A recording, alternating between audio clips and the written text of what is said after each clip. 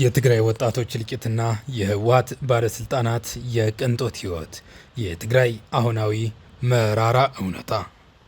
አሁን ያለችዋ የትግራይ ምድር የእናት እንባ የማይደርቅባት፣ የወጣት ደም እንደ ውሃ የሚፈስባት አሳዛኝ የሰቆቃ ምድር ሆናለች። ምንም በማያውቀው የጦርነት ግንባር እየተገፋ ያለው የትግራይ ወጣት የህልውናው ትግል በህወሓት አመራሮች የስልጣን ጥመኝነት ውስጥ ተገብሯል።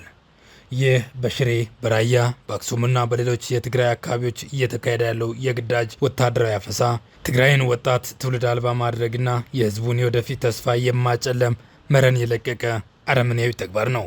በሌሊት አገር አማን ብለው እንቅልፍ ውስጥ ባሉ ቤቶች በር በጥይት እየተሰበረ፣ በቀንም በቤተ እምነትና በመዝናኛ ቦታዎች እየታፈሰ ወደ ጦርነት ማጎሪያ የሚነዳው የትግራይ ወጣት የህልሙ ባለቤት ሳይሆን የባለስልጣናት የፖለቲካ ንግድ መገበያያ ሆኗል። ለማምለጥ የሞከሩት ወጣቶች በራሳቸው ወገን በህወሓት ታጣቂዎች በጥይት እየተመቱ በየጥሻው እየወደቁ ይገኛሉ። በጦርነት ነጋዴዎች የህወሓት አመራሮችና በምስኪኑ የትግራይ ህዝብና ወጣት መካከል ያለው የህይወት መነጽር ደግሞ በምንም ሁኔታ የማይገናኝና ለማሰብም የሚከብድ ስቃይን ያዘለ ሀቅ ነው።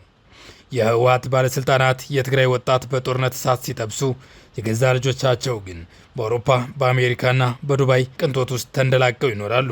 የዚህ የግዳጅ ወታደራዊ አፈሳ ዋና አስተባባሪና ተቆጣጣሪ የምግበይ ኃይለ ልጆች በዱባይ ቅንጦትና ምቾት ውስጥ እየተሰቃዩ፣ የትግራይ ወጣት ግን በየጦር ግንባሩ የጥይት ሲሳይ እየሆነ ይገኛል።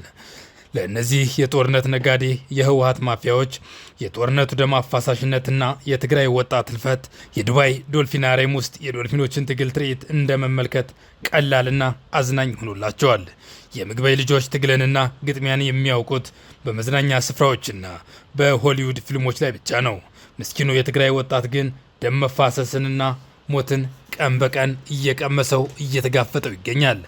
የነ ምግበይና የነ ደብረ ጽዮን ልጆች ቁርሳቸውን ዱባይ፣ ምሳቸውን ፓሪስ እየበሉ የትግራይን ወጣት ግን ያለ ዕድሜው ብረት አስታጥቀው በአደንዛዥ ዕፅ እንዲሰክር በማድረግ ወደ ጦርነት የሚማግዱ የትግራይ ህዝብ የህልውና ጠላቶች ናቸው።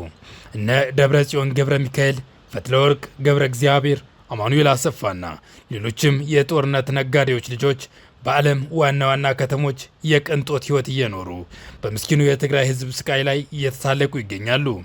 ይህ የግዳጅ ወታደራዊ አፈሳ ዘመቻ የትግራይን የወደፊት ትውልድ የማጥፋት አደገኛ ሴራ ነው። ባለስልጣናቱ በጦርነቱ ነግደው ለራሳቸውና ለልጆቻቸው የቅንጦት ህይወት ሲያደላድሉ፣ የትግራይ ህዝብ ግን በተራበ ሆዱ በማያውቀው በማያልቅ እልቂት ውስጥ እንዲኖር ፈርዶበታል። በትግራይ ህዝብ ላይ እየተፈጸመ ያለው ይህ ግፍ ከቀላል የፖለቲካ ለመግባባት ያለፈ በሰው ልጅ ክብርና ህልውና ላይ የተደቀነ የጦር አደጋ ነው።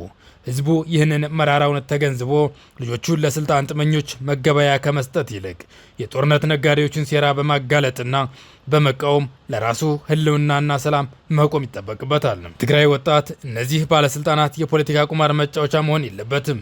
የህወሓት ባለስልጣናት የጦርነት ነጋዴነት የትግራይን ህዝብ ህልውና እንዳይቀጥል አድርጓል። በትግራይ ምድር እየተካሄደ ያለው የግዳጅ ምልመላ ከስልጣን ጥማት የመነጨ እንጂ ለህዝብ ጥቅም ሲባል የሚደረግ አይደለም። የትግራይ ህዝብ መከራ ከቀን ወደ ቀን እየከፋ ሲሄድ የህወሓት አመራሮች የጥቅም ትስስርና የቅንጦት ህይወት ግን እየተጠናከረ የመጣ የማይካድ ሀቅ ነው።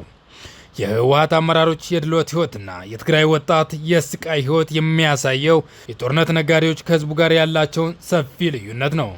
ህዝቡ በጦርነት ሲሰቃይ፣ እነሱ ግን በጦርነት የትርፍ ሲሰበስቡ መኖራቸው በህዝቡና በእነሱ መካከል ያለውን የማይቀለበስ አስከፊ ልዩነት አመላካች ነው።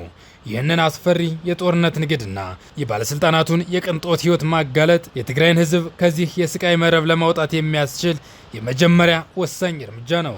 ይህ የግዳጅ ወታደራዊ አፈሳ የትግራይ ህዝብ በታሪኩ ካጋጠሙት እጅግ አስከፊ የጭቆና ምዕራፎች አስከፊው ምዕራፍ ነው። ህዝቡ እውነትን በመናገርና የእነዚህን የጦርነት ነጋዴዎች ሴራ በማጋለጥ ከዚህ ከስቃይ ምሽግ መውጣት አለበት። የትግራይ ወጣት እንደ ጥይት ሲሳይ ሳይሆን እንደ ሀገርና እንደ ህዝብ ተስፋ ሆኖ በሰላም መኖር አለበት። የህወሓት አመራሮች በህዝብ ደም ላይ የገነቡት የቅንጦት ግንብ የሚናድበት ጊዜው አሁን ነው።